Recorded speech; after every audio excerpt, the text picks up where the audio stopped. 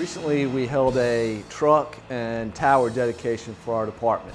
It was an opportunity to bring the department together as well as the community to our fire station to dedicate our new fire truck. Also a training tower that we've been wanting to include into our department for some time, and we were able to recently do that. 3, 2, 1, cut!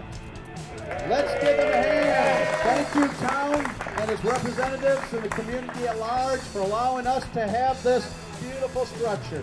A lot of times we struggle with having realistic training props to prepare us for what we may face. This training tower gives us the opportunity to practice laddering the structure, laying hose as if we were facing a 2 or 3 story structure that we have down here at the beach.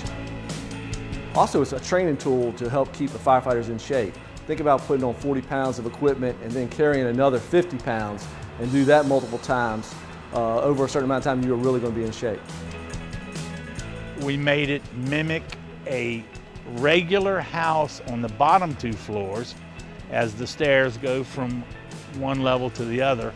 On the top 2, we mimicked our motels where you have split stairwells, so they get to practice both. The community is going to definitely benefit just because it makes the firefighters prepared for their job.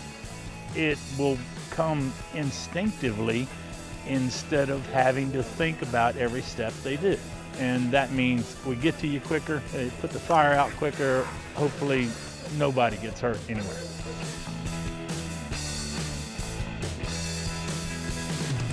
With this truck, we did do a wet down ceremony, which is going back 100 years in the fire service, where when they'd get a new steam engine back then, they'd put the horses in the stable, and the horses can't put the engine, they don't go backwards. So they would push the apparatus back in the bay. Before they would do that, since it got delivered on the dusty dirt roads, they would wash it down using the old pumper to wash off the new pumper, and then they would push it back into the stall where it's going to live.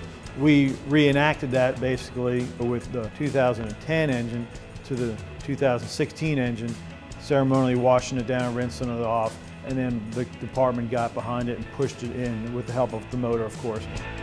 In the fire service, we try to replace our apparatus at 20-year intervals, approximately. The maintenance costs on the apparatus as they start getting over 20 years starts increasing to the point where it's not really cost effective to keep the old truck.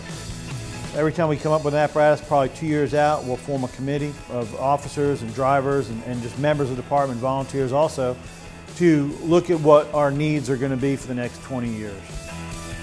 We've been purchasing something for some time now.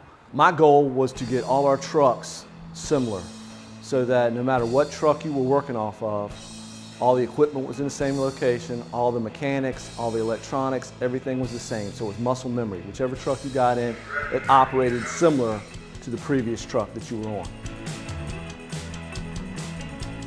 I want to thank the taxpayer. I want to thank the town management, the mayor, commissioners, and all of you who have had a hand in allowing us, the Kill Devil Hills Fire Department, to have the right equipment to continue to protect and save the lives of the residents of this town.